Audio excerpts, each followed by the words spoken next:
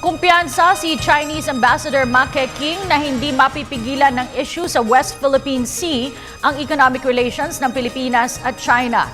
Gate pa ng opisyal, dapat bigyang halaga ang mabubuting gawain ng dalawang bansa tulad na lang ng pagtutulungan noong mga nagdaang kalamidad.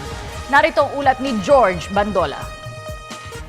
Hindi daw dapat magtalo ang Pilipinas at China sa issue ng pagmamayari ng mga isla sa West Philippine Sea. Para kay Chinese Ambassador Ma Keqing, 2 taon lang siyang namalagi sa Pilipinas, ngunit inamin nito na nahirapan din siyang balansehin ang kagustuhan ng kanyang bansa at ng kanyang trabaho.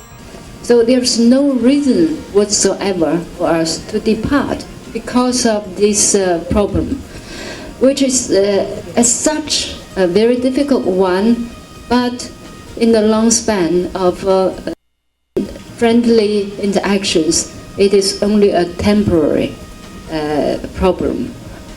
So nothing can prevent our two peoples from being friends forever. Sa Enero, papalitan na ng ibang Chinese envoy si Keqing. Giit ng paalis na diplomat, pinakamatagal ang ugnayan ng Pilipinas at China sa larangan ng pagnenegosyo. Tiwala itong hindi mapipigilan ng issue ng West Philippine Sea ang ugnayang pang-ekonomiya ng dalawang bansa. In China, we are expecting still a very sustainable period of economic growth in the years to come.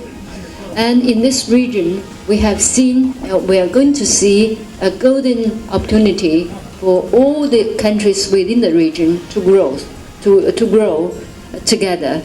I think we have no reason to miss out this opportunity, but to join hands together. So united we win, divided we lose both. Sabi naman ni dating House Speaker Jose De Venecia, walang halagang issue ng sprat list dahil sa kabila nito, nakita ng sambayanan ng tulong ng China lalo na sa panahon ng kalamidad.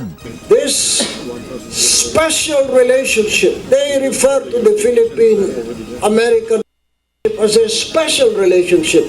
But I say that even more special relationship is the relationship between China and the Philippines, because we have thousands of years of friendship.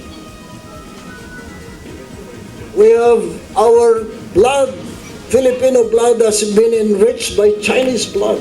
Para sa Telebisyon ng Bayan, George Bandola.